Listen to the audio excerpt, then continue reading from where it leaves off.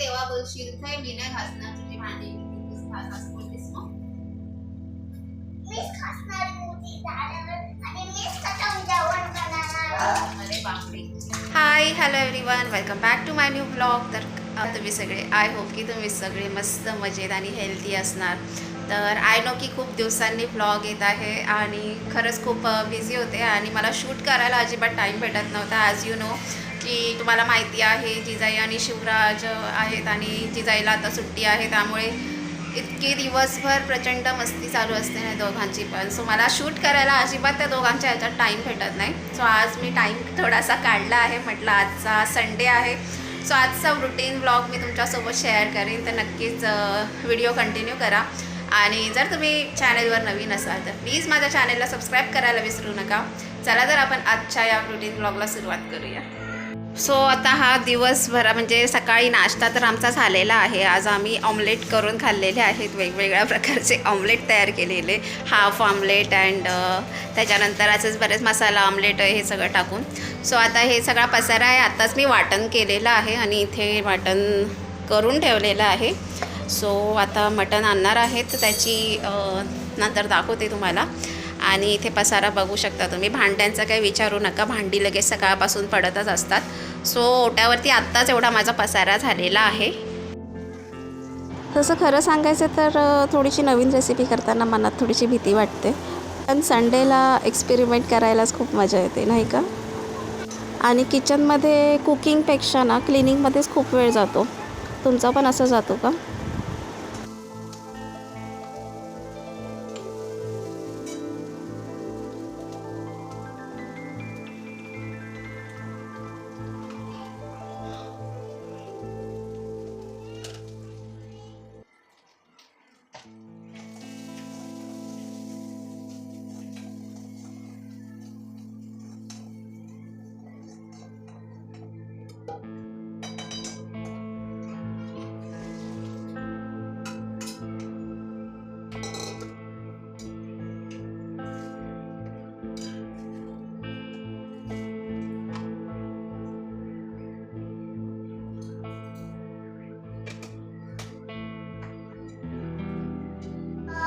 So आता मी ह्या 2 कढाया झालेल्या आहेत. एका ह्याच्यात मी रस्सा घातलेला आहे मटणचा आणि ह्या कढईमध्ये मी आता ते चाप मसाला करणार आहे. आणि मी हे कधी केलेले नाही आहे, मी आता हे फर्स्ट टाईम ट्राय करत आहे. कारण माझ्या नवऱ्याने जेव्हा महाबळेश्वरला त्यांच्या आजीने जेव्हा खायला घातलं ना, सो त्यांना ते खूप आवडलेलं आणि त्यांनी आता मला सांगितले की तू एकदा ट्राय करून बघ कसे होत आहेत ते. सो मी ट्राय करणार आहे आणि आपण नंतर त्यांना दिल्यानंतर आपण त्यांची रिॲक्शनसुद्धा बघूया की त्यांची रिॲक्शन कशी येते ती खूप इम्पॉर्टंट आहे. का बाई पाणी. सो मी आता तेल घातलं आहे, ह्याच्यामध्ये तेल गरम झालेलं आहे आणि मी अख्खा मसाला काढून ठेवला आहे. सो आता मी थोडं थोडं घेतलं आहे. 3-4 लवंग घेतलं आहे, एक दालचिनी घेतलं आहे, तेजपत्ता घेतला आहे आणि चक्री फूलसुद्धा घेतलेला आहे. आणि कांदा मी भरपूर कट केलेला आहे बारीक. सो आपण आता ते बारीक फोडणी देऊया त्याला.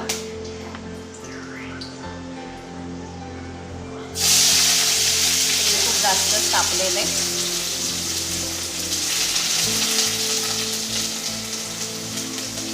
आय होप सो की हे चांगलं होईल. आणि मला ना अशा नवीन नवीन डिशेस तयार करायला खूप जास्त आवडतं.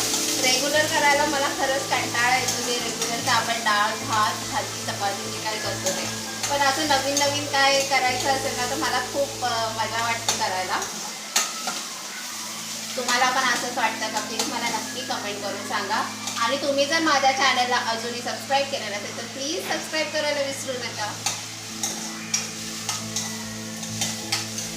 सो आता कांदा आपल्याला छान परतून घ्यायचा आहे, गोल्डन रंग येईपर्यंत व्यवस्थित तो असा परतून घेतला पाहिजे, नाहीतर मग तो कचकच लागेल कांद्याला. म्हणून मग मी छानपैकी आता त्याला व्यवस्थित परतून घेते. माझ्याकडे कढीपत्ता सुद्धा आहे, मी तो सुद्धा ॲड करते त्याच्यात. तुम्हाला माहितीच आहे मी कढीपत्ता मी असा स्टोर करून ठेवते डब्यामध्ये आणि खूप चांगला राहतो. आणि हे बघा मी आता जवळजवळ 10-15 दिवस झाले असतील, पण माझा कढीपत्ता अजिबात असा सुकलेला नाही आहे, खूप छान ताजा राहिलेला आहे. थोडासा त्याच्यात कढीपत्ता ॲड करू, थोडासा फ्लेवर यायला.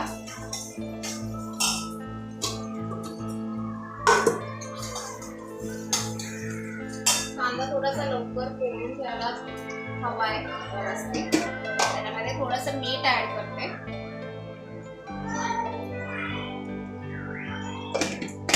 आणि जेव्हा मी चाप हे जेव्हा मटण जेव्हा शिजवून घेतलं तेव्हा मी त्याच्यामध्ये हळद आणि मीठ ऍड केलेलं थोडंसं.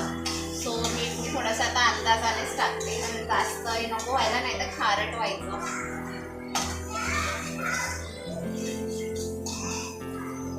ऑलमोस्ट माझा रस्सा इथे तयार झालेला आहे. गॅस बंद करते आता. कांद्याला थोडासा आता गोल्डन व्यवस्थित येतोय रंग.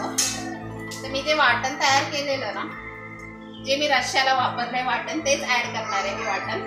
म्हणजे याच्यामध्ये मी नॉर्मल कांदा घेतलाय, फक्त मी खोबरं घेतलेलं नाहीये. याच्यामध्ये कांदा आहे, मिरची आहे, आलं, लसूण आणि थोडीशी कोथिंबीर आहे आणि टमॅटो ऍड केलेला आहे एक, आणि 3 कांदे घेतलेले. तर आता मी हे इथे ऍड करते. हा सगळा वाटण जे आहे ते. कांदा झालेला आहे परतून.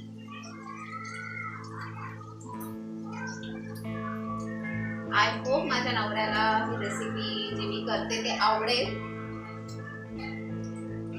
मला त्यांची रिॲक्शन बघायची आहे, काय रिॲक्शन येते खाऊन. बाकीचं तर सगळं ऑलमोस्ट आवडतं त्यांना मी जे काही बनवते ते. तर हे मी कधीच ट्राय नाही केलेलं आहे, सो मी बघते आता.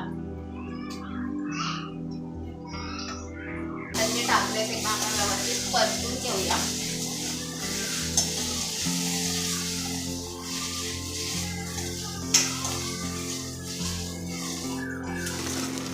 वाटणाला थोडंसं तेल सुटलं ना की त्याच्यामध्ये थोडेसे मसाले ॲड करते. आता हे तुम्ही बघत असाल, हे बघा साईडने एकदम मस्त असं तेल सुटत आहे वाटणला. तर त्याच्यामध्ये आपण मसाले ॲड करूया.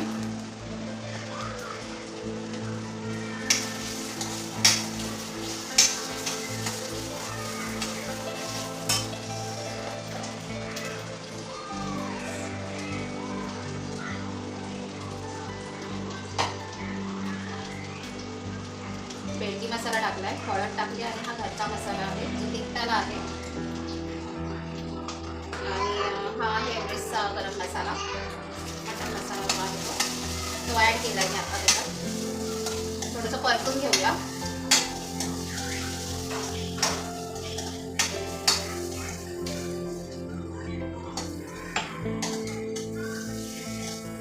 कारण मसाला आता जो आहे तो कढईला थोडासा तिखटाला लागलाय, म्हणून थोडं थोडं पाणी टाकून व्यवस्थित परतून घेते.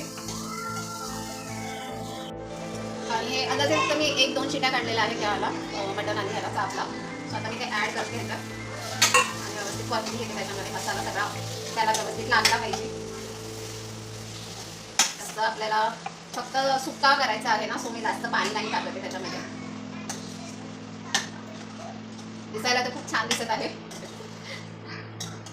आणि मी याच्यात थोडासा मॅगी मसाला ॲड केला आहे टेस्ट चांगली येण्यासाठी. तुम्ही पाहिजे तर हे स्किप करू शकता. मला प्रत्येक ह्याच्यामध्ये मॅगी मसाला खूप छान वाटतो. तर मी आता थोडासाच ॲड केला आहे, जास्त ॲड नाही केला आहे. आणि धना पावडर ॲड केलेली आहे आणि थोडीशी बडीशेप पावडर टाकलेली आहे. ते बघा आता असे दिसत आहेत. मस्त मसाला पण खूप छान दिसतोय. आणि कलेजी आणि हे टाकलेलं आहे मी त्याच्यामध्ये. चाप आहेत फक्त, बाकी पीस आहेत त्यांचं हे केले. चाप आणि नळी आहे त्याच्यामध्ये.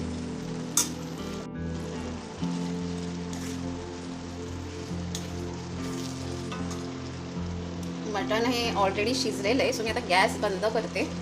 कारण थोडीशी ग्रेव्ही राहू दे, कारण मी आता करणार आहे वडे त्याच्यामध्ये. सो आता झालेला आहे चाप मसाला करून. थोडासा लागतंय तरी चांगलं, पण बघूया. आणि हा इथे रस्सा झालेला आहे माझा. आणि हा इथे आहे चाप मसाला.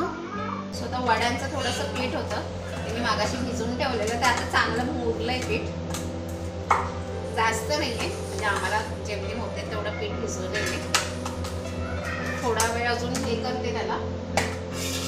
आणि सर्वात आधी तर आधी भांडी घासून घेते, कारण भांडी खूप पडलेली आहेत आणि जेवल्यानंतर अजिबात इच्छा नाही होणार माझी भांडी घासायची आणि खूप कंटाळा येईल. तुम्हाला पण असं होतं का? म्हणजे मला तर खूप कंटाळा येतो. जर जास्त भांडी असतील ना किचनमध्ये, सिंकमध्ये पडलेली आणि जेवण करायचं अजून बाकी असेल तर मी आधी ना ती भांडी घासून घेते, कारण नंतर खूप वैताग येतो ती भांडी घासायला. जेवल्यावरती खूप जीवावर येतं कामं करायला.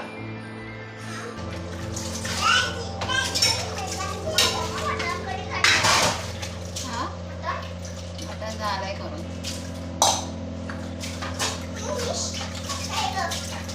हे काय फिश नाही आणली, फिश करायला.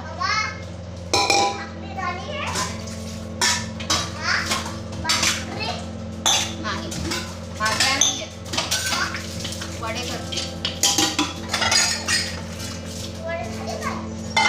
वडे करायचे, वडे गरम गरम करेन ना आता. पीठ नको, पिठाला हात लावू. वड्यांचं आहे, वड्यांचं पीठ असंच दिसतो. तो काय असा चपाती याच्यासारखं दिसणार आहे.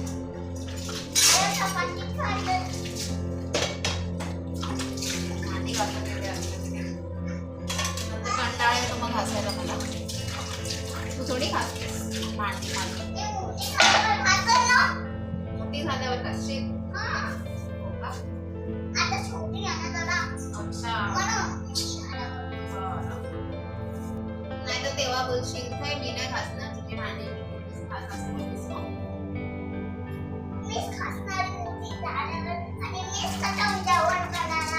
अरे बापरे, जेवण बनवताना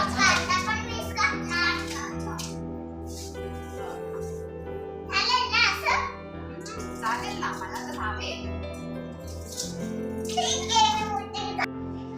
भांडी सगळं आवरल्यानंतर मी घेतले वडे करायला आणि खरंच खूप गरम होत होतं. म्हणजे इतकी गरमी आहे ना, खूप जास्त प्रमाणात गरम होतं आहे. सो आता वडे तयार करायला घेतले पटापट. थोडंसंच पीठ होतं, मागाशी तुम्हाला दाखवलं तेवढेच वडे, जेमतेम वडे झाले होते. म्हणजे आम्हाला चौघांना पुरतील एवढं झालं होतं.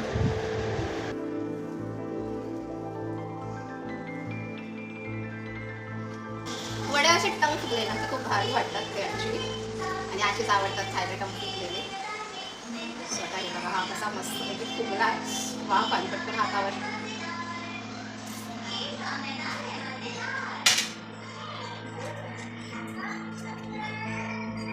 मला हे खरंच असं काही जमत पण नव्हतं करायला आणि येत पण नव्हतं. पण मी लग्न झाल्यावरती बरंच काय काय शिकली आहे सगळं करायला. आणि मोस्टली नॉनव्हेजच्या पदार्थांमध्ये मी खूप चांगल्या चांगल्या व्हरायटीज करते, असं माझा नवरा बोलतो मला. सो माझे वडे आता हे तयार झालेले आहेत, तुम्ही बघू शकता. आणि किती मस्त फुगलेले आहेत वडे.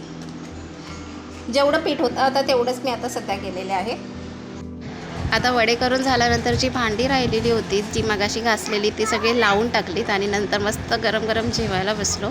चला आता आम्ही जेवून घेतो. तर तुम्हाला आजचा हा ब्लॉग कसा वाटला मला नक्की कमेंट करून सांगा. भेटूया आपण एका नवीन ब्लॉगमध्ये. तोपर्यंत सर्वांनी काळजी घ्या. Take care to all. Bye.